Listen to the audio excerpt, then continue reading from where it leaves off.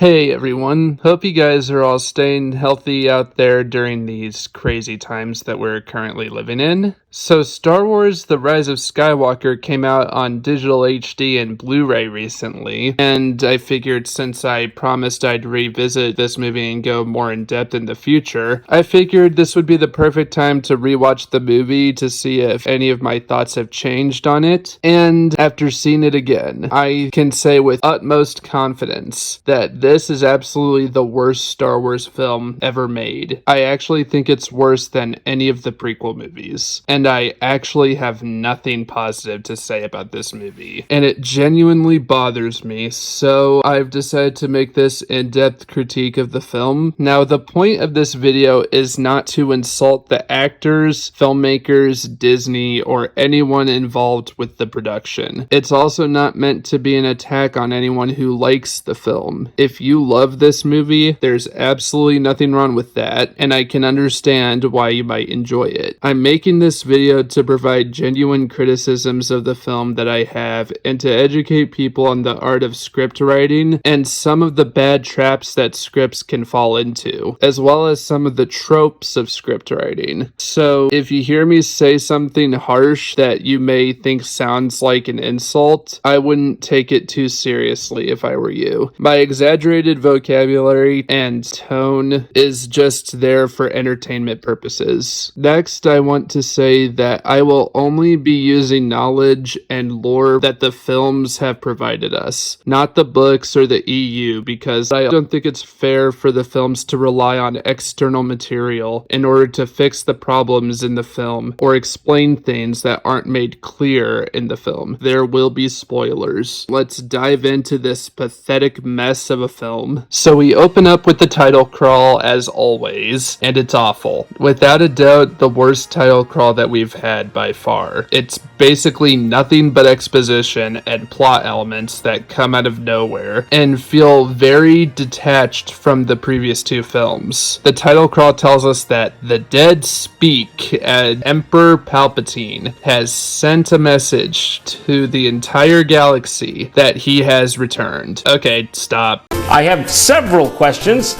First off, why would Palpatine want to deliberately send out a message to the galaxy letting people know that he's back? Wouldn't it work to his advantage by not letting people know that he's back? Secondly, you mean to tell me that Palpatine survived falling down a shaft and exploding twice?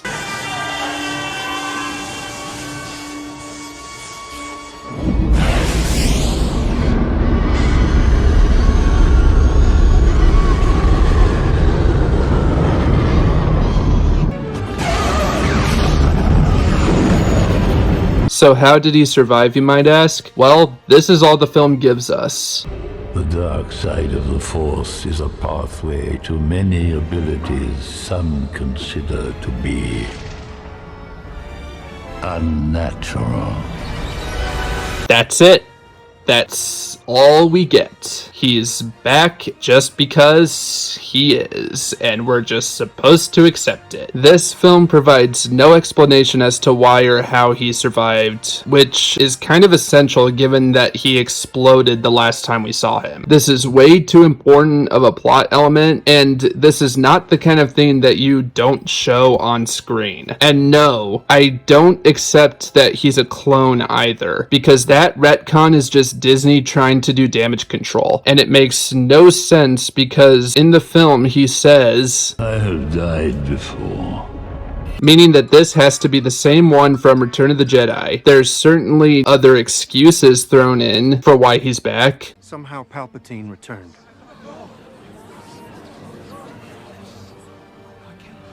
Wait, do we believe this? It cannot be. The Emperor is dead. Dark science.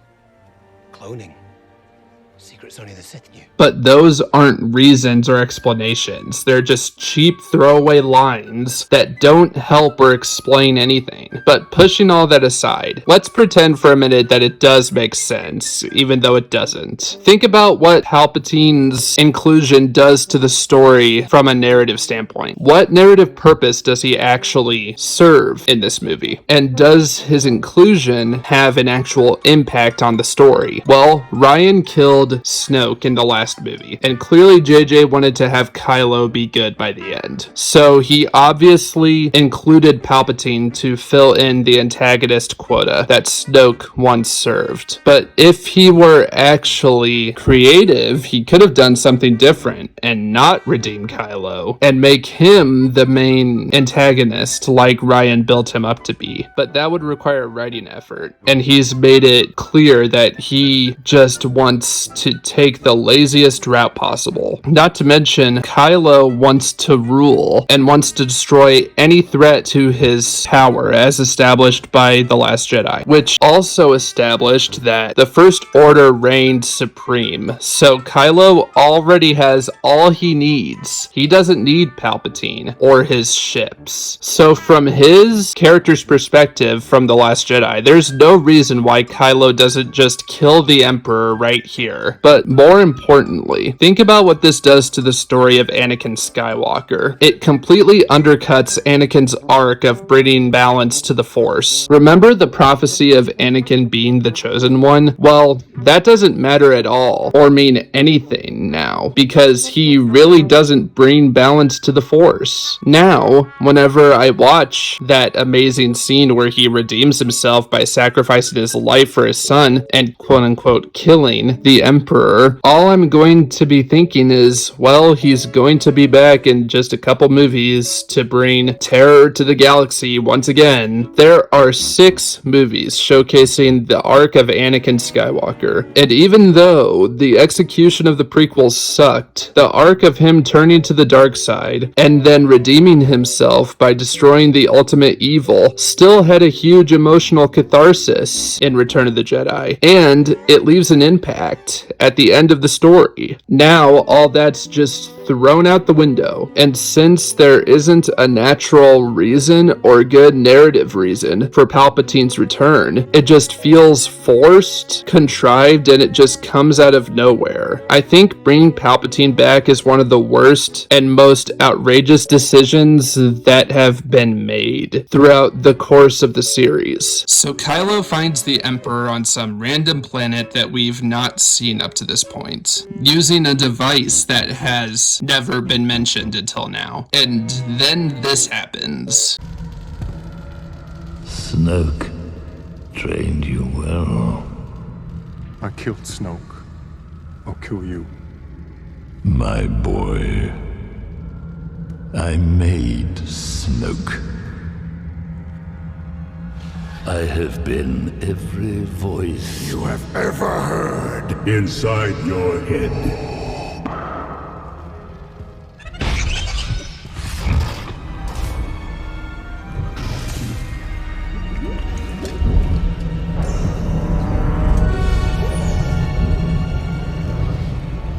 Kylo learns not only that his old master was a clone made by some other dude, he also learns that the voices he heard of Vader for his entire life were just manufactured by Palpatine. And remember the beginning of Kylo's character in The Force Awakens, when they establish his motivations for being a bad guy. And I will finish what you started.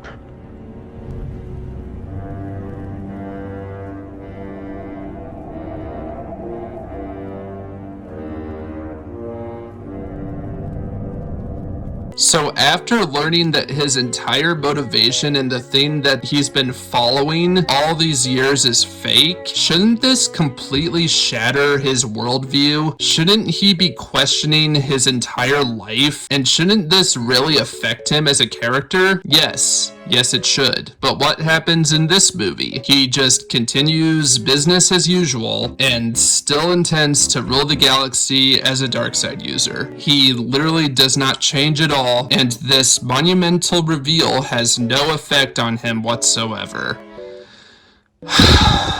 You know, this reveal could have been a foundational point that turned him back to the light side. But no, Instead, later, he turns just because his daddy shows up out of nowhere as a memory and has a pep talk with him, even though the first time he tried that, it didn't work. That's one of the recurring problems with this movie. There are almost no character moments. There's so much plot shoved into this one movie that we never have time to slow down and have the characters talk about how they feel. But we'll get more into that later. So anyways, after meeting Kylo, Palpatine does this.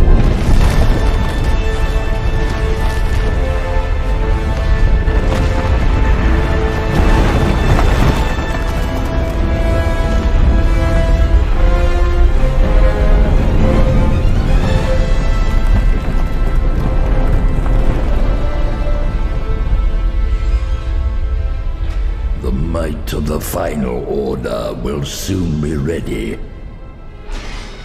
So this movie is trying to say that Palpatine built hundreds of Star Destroyers with Death Star lasers that could destroy planets, and he did all of this off screen, so they would only need one of these things to destroy a planet, which completely destroys any sense of scale and fear that comes from a Death Star. This also brings up questions like, how was he able to do this on his own without any resources or money? Not to mention, he's like half dead at this point. Also, if he could do this the entire time, then why didn't he just do this in any of the other movies? Not to mention, if this was something he could do, then why wasn't he just the one who came in and started the First Order? What was the point of Snoke? This is yet another plot point that is way too important and is not the kind of thing that you don't show on screen. This entire opening scene is just atrocious. It shoves so many plot conveniences down our throats within the span of 5 minutes, and it comes out of nowhere. These are plot elements that should have been integrated into the trilogy from the very beginning. This film is just filled to the brim with lazy writing like this.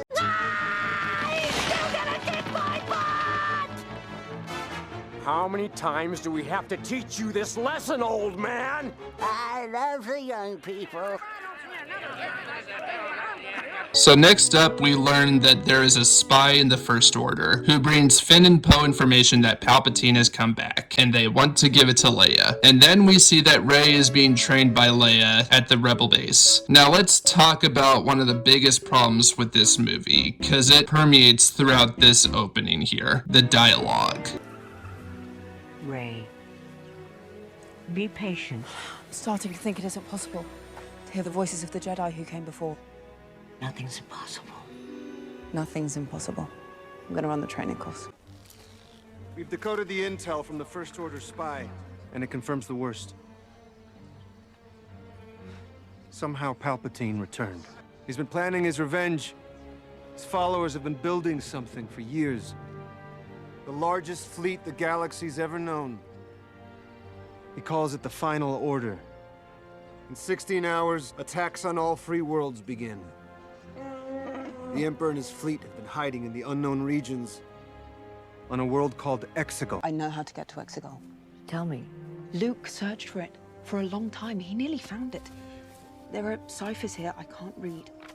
But he said to get there, you need one of these. A Sith Wayfinder. They're compasses that lead the way to Exegol. To stop what we both know is coming. I need to finish what Luke started. Find Exegol.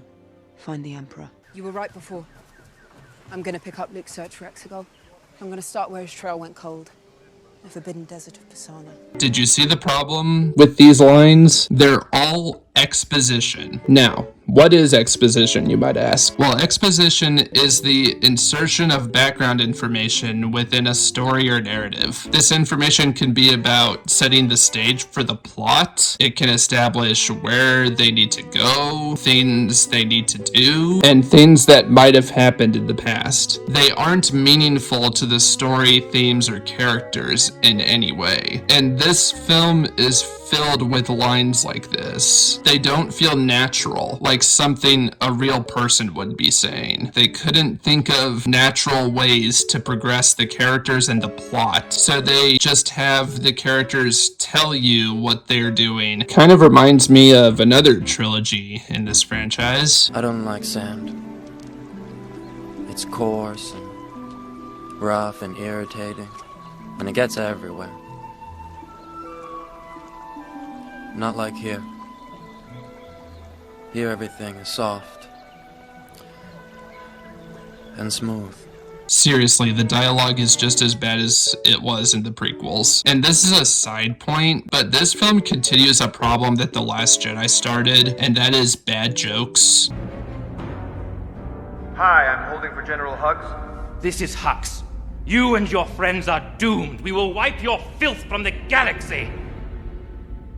Okay, I'll hold. Hello? Hello? Yep, I'm still here. Can he hear me? Hux? He can. With an H? Skinny guy? Kind of pasty? I can hear you. Can you hear me? Look, I can't hold forever. If you reach him, tell him Leia has an urgent message for him. I believe he's tooling with you, sir. About his mother.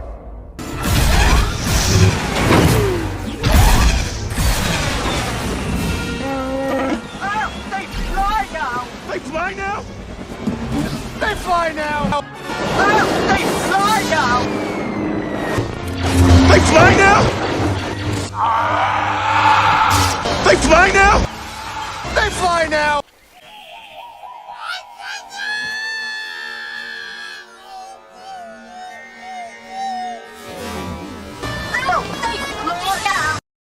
Flying is for droids.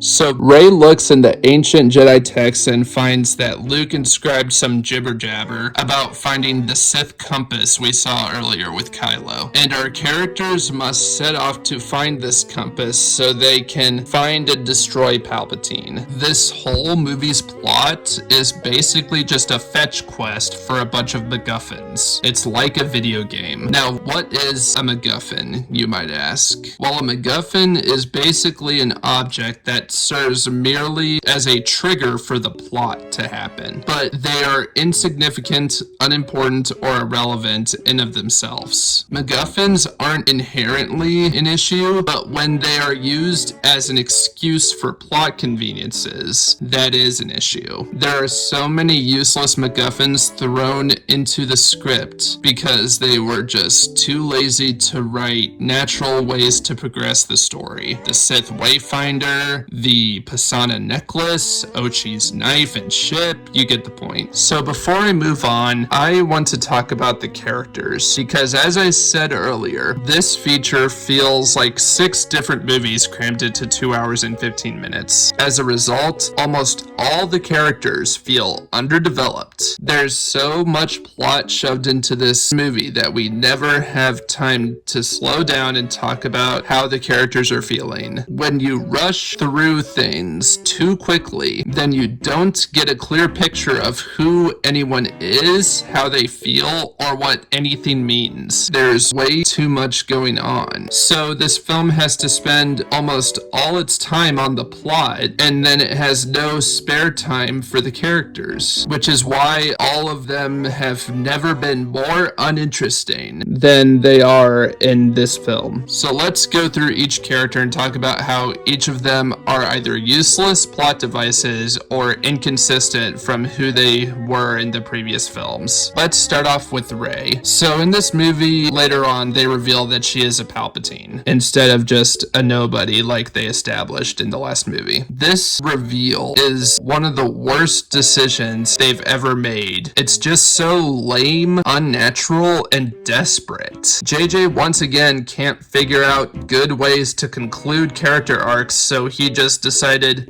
she's a Palpatine. And it's obvious that this was not the original intent or plan to take this character, because there is no build-up to this moment. It just comes out of nowhere. But the character that absolutely bothers me the most out of all of them, in my opinion, is Finn. Finn was supposed to be one of the main characters of this trilogy. He was the best character in The Force Awakens. He had the best arc and was by far the most interesting character and most complete character. And then, in The Last Jedi, he gets sidelined really hard, and out of laziness, they just repeat the exact same arc he already went through in The Force Awakens, finding his place in the world and discovering a cause he believes in that is worth fighting for. And in this movie, he's just wandering around doing nothing. He doesn't have a character in this movie. He's by far the most underused character in this trilogy. He went from having one of the most solid and complete character arcs in the first film to getting absolutely nothing for 2 movies. They heavily imply that he's force sensitive in this movie.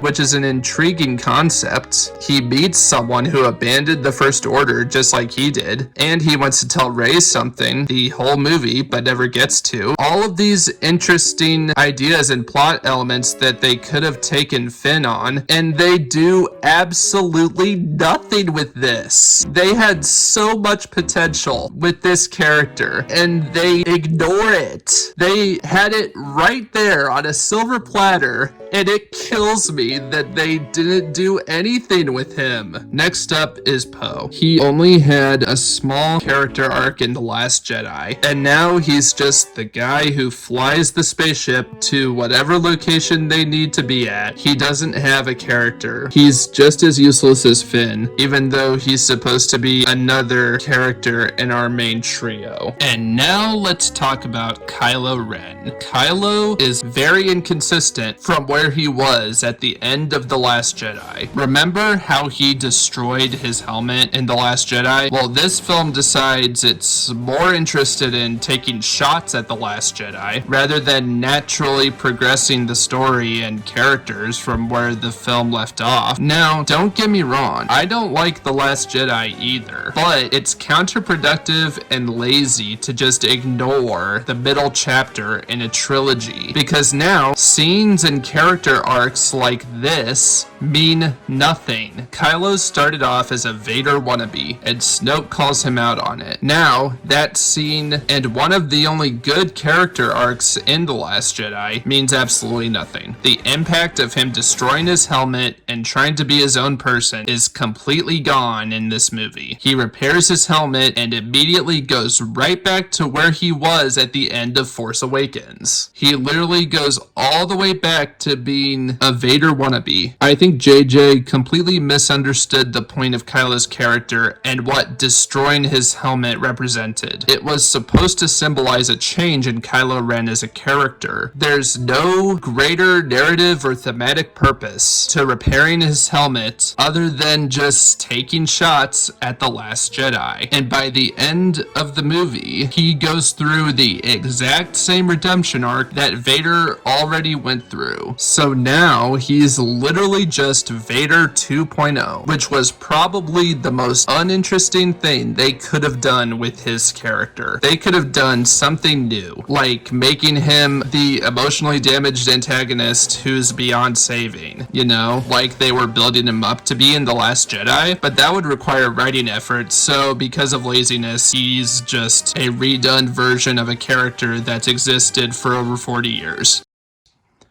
Wonderful. Rose is also in this movie, and even though I did not like her character in The Last Jedi, I was hoping that JJ would actually give her a meaningful character arc in this movie and have her actually do something. But no, they just sideline her as well because no one liked her in The Last Jedi, I guess. The Knights of Ren are like the new Captain Phasma characters, essentially. We've heard about them and how awesome they are for 2 movies now. So what did they do with these characters that have been built up for the past 2 movies? They came in out of nowhere with no explanation, and they only existed so Kylo could have someone to fight and kill at the end.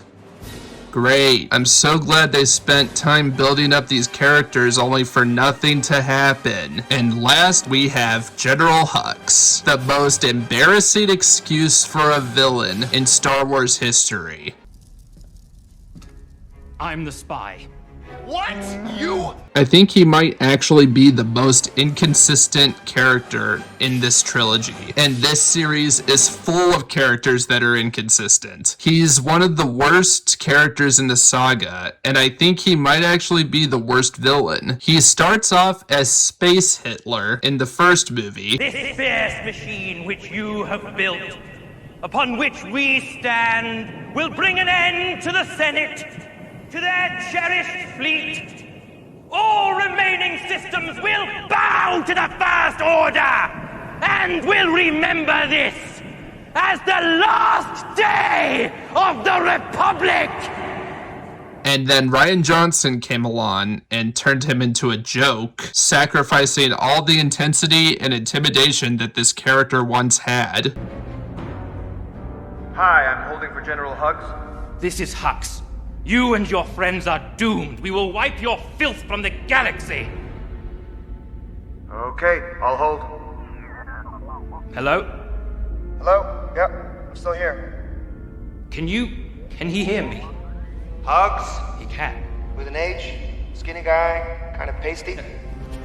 I can hear you. Can you hear me? Look, I can't hold forever. If you reach him, tell him Leia has an urgent message for him. I believe he's tooling with you, sir. About his mother. Supreme Leader, don't get distracted. Our goal... And now, he no longer cares about controlling the galaxy like he was chanting about in The Force Awakens. Now... Why are you helping us? I don't care if you win. I need Kylo Ren to lose. Even though they didn't have to completely change his character in order for him to feel this way. He could have just been trying to find ways to assassinate him and take over the First Order, fail, and then get killed by Kylo. But no. They turn him into a joke. He kills some stormtroopers, and then he just shouts to the main characters. I'm the spy. Even though him shooting the stormtroopers already made that obvious. He's literally a different character in each of the movies. And then he just dies because it was way too obvious that he's the spy, I guess. So Tarkin 2.0 just shoots him. Alright, now that I've got that on my system, let's continue. So while they're on their journey to find the Sith compass, this happens.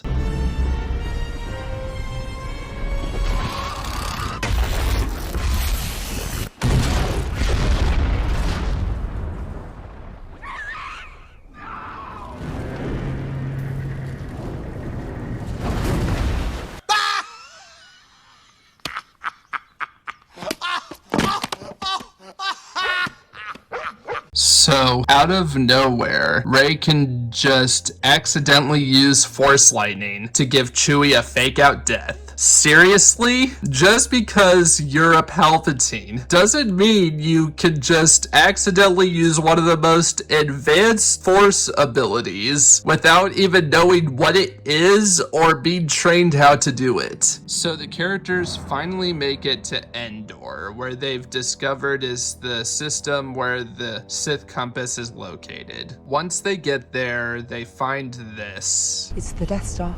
It's a bad place. From an old war.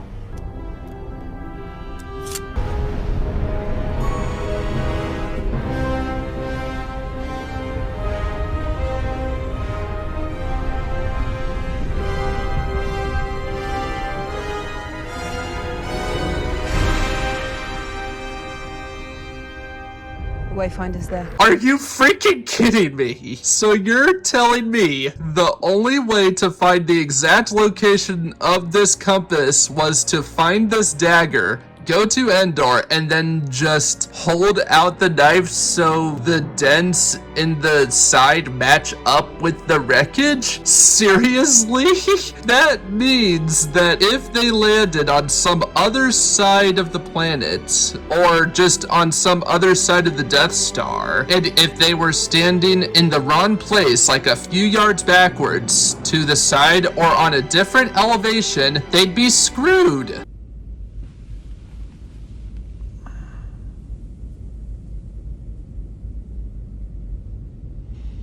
At this point, I just wanted to turn the movie off because of how absurdly stupid it was. So Rey crosses the sea to go find the compass. When she enters the Death Star, she finds the Emperor's throne room, which is still somewhat intact somehow, even though the entire thing got obliterated in Return of the Jedi. For that matter, this entire wreckage shouldn't even be here, because the whole thing was reduced to atoms. Anyway, Rey finds the compass, but a dark vision of herself causes her to drop it, and then out of nowhere, boom, Kylo is there. Even though there was no established way of him knowing where they were going, or where Rey would have been at this exact moment when he arrived. My God, there's so many conveniences. So Rey gets mad and they start fighting with lightsabers. And just when Kylo is about to win, this happens.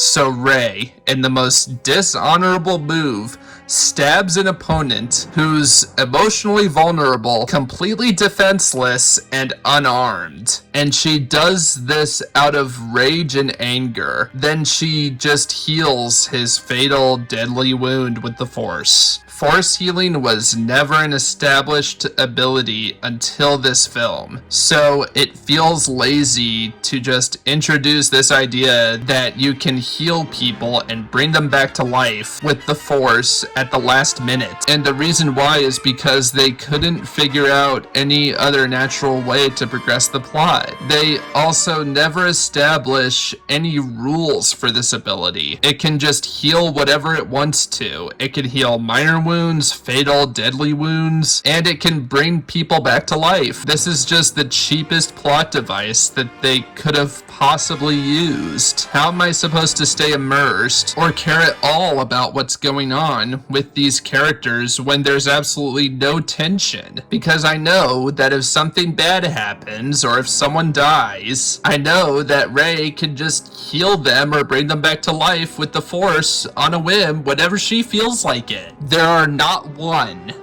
not two, not three, not four, but 5 fake out death scenes in this movie, as if just one wasn't annoying enough. It's hilarious. I absolutely cannot stand it when the Force is just used as plot magic. When the Force is overused as a plot device, it ruins the mysticism behind it. It strips away the subtlety and the beauty behind scenes like this. Its energy surrounds us and binds us.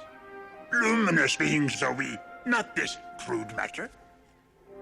You must feel the Force around you. Here, between you, me.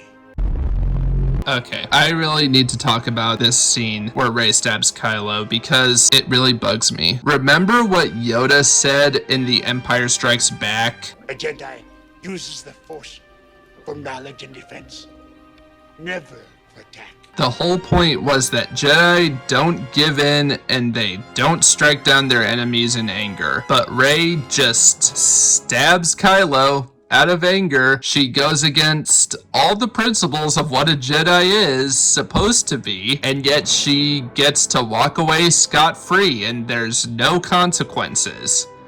Awesome. And no, the fact that she heals him doesn't matter because she still did it. Not to mention it's just a cheap plot device, like I said a few minutes ago. So Rey goes back to the island from The Last Jedi to isolate herself like Luke did because she fears herself turning evil because of her lineage, what she could do, and what she's just done. Which, to be fair, this is a character element that's kind of compelling and has potential. But as I said before, this film has no lasting stakes or consequences, so this potentially interesting inner turmoil is just solved within 5 minutes because Luke tells her to be a good guy.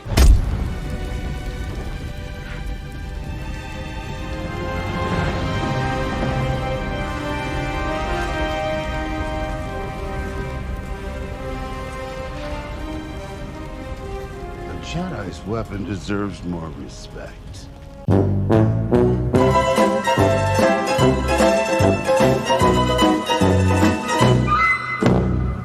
I'm never leaving this place. I'm doing what you did. I was wrong.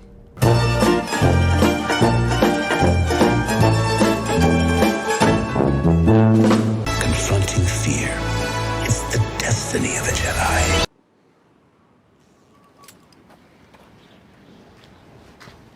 Go away! How lazy could the writers be? Not only does this arc happen really quickly, it's literally the same arc Luke went through in Return of the Jedi. It's literally Luke's entire arc across Empire and Jedi crammed into 5 minutes. Luke had to deal with the idea that he was the son of one of the most evil men in the entire galaxy, and both of their arcs are deciding who they want to be. But with Luke, this was an idea that was set up one movie earlier, not half-assedly at the last second in the third movie. But in this movie, Rey and Kylo are just told that they should be good. So they are. Kylo is evil the whole movie until he isn't, and Rey is good the whole movie until she decides she still wants to be good. This character writing is just so vapid and hollow.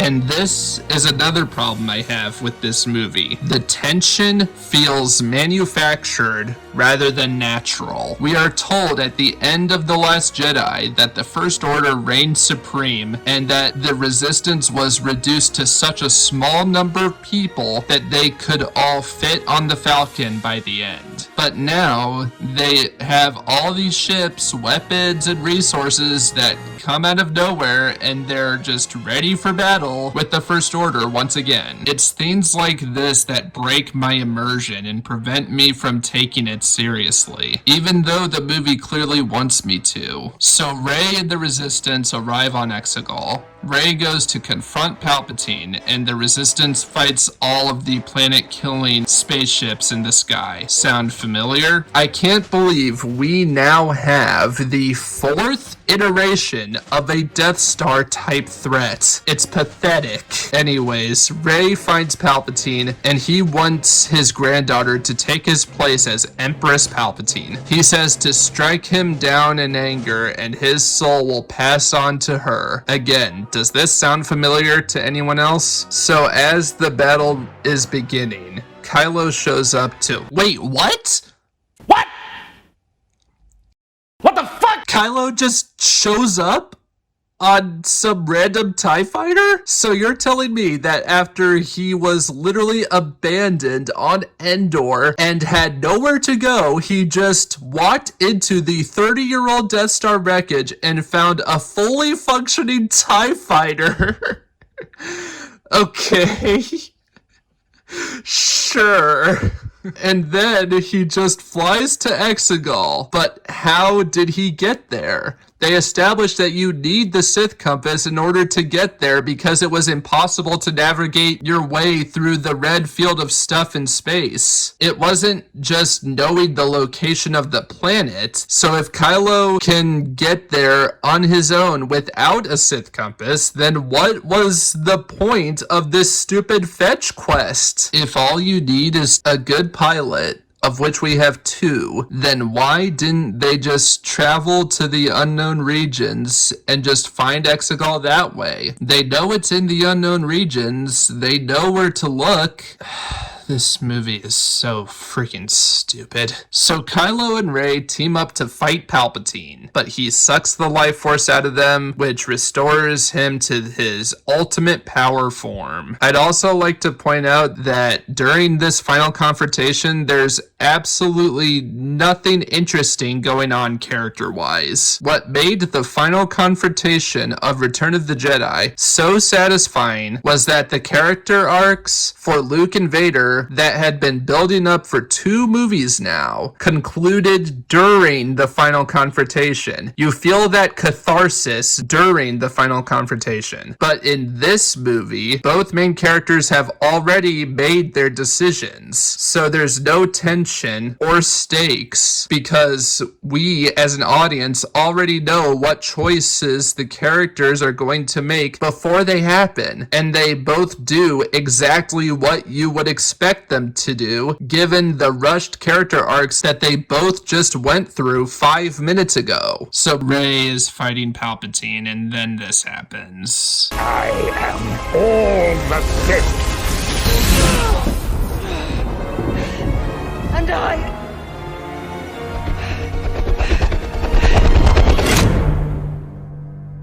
I'm all the Jedi. I am inevitable.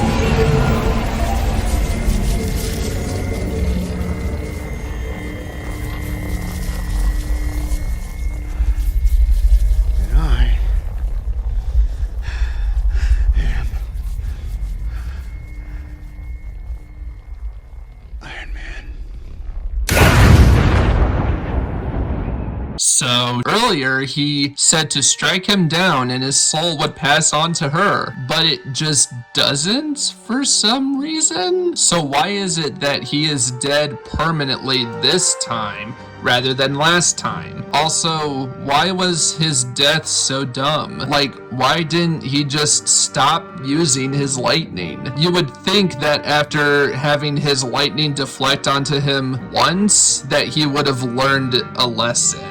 Also, why didn't he just lift her up and push her off the cliff with the Force like he did with Kylo? Anyways, Rey dies because I guess fighting Palpatine just took all the Force energy out of her, I guess. And in an impossible move, Kylo somehow survived his fall and climbs back up. He saves Rey by bringing her back to life with the Force. And then this happens.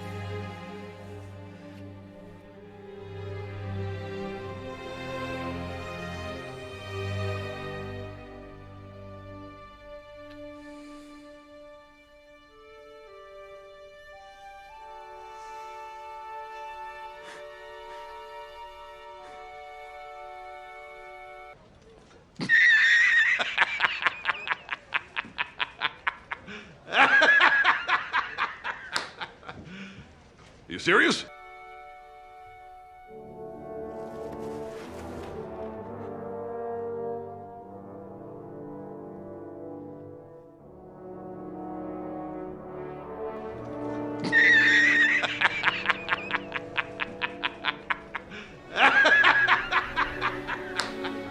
That's right. Kylo and Rey have the most egregious, cringeworthy kiss in Star Wars history. And yes, their romance now tops Anakin and Padme as the worst in Star Wars history. Also, why did Kylo disappear but Rey didn't? Anyways, everyone returns home and they're all happy because they won. Even though they already won and the story already ended like 30 years ago. So after that, Rey goes back to Tatooine and returns to the homestead where Luke grew up. Even though there was no way for her to know where Luke grew up, she buries both Luke and Leia's lightsabers because now she has this cool new gold one. And then this happens. Who are you? I'm Rey. Rey who?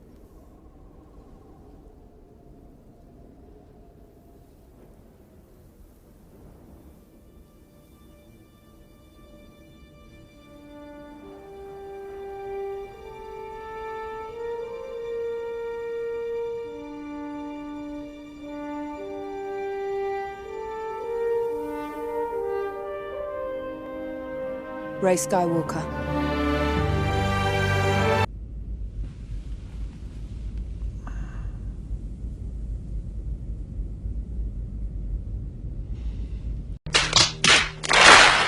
Oh, you're using your made-up names. I'm Spider-Man then. That has to be the most unearned final line in film history. And that's it. That's how we end the Skywalker saga. Embarrassing. Just absolutely embarrassing. Not only is this quote-unquote final chapter actively ripping off a better movie, but there is not one single character or story element that works.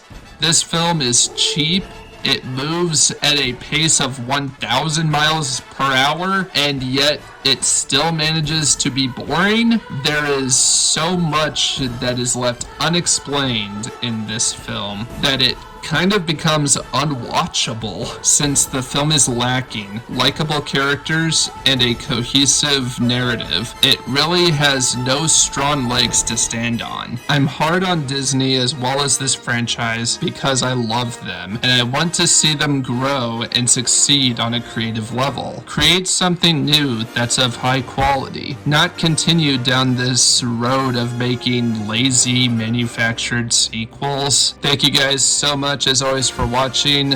Stay healthy, stay safe in these uncertain times, wash your hands, and I'll see you next time.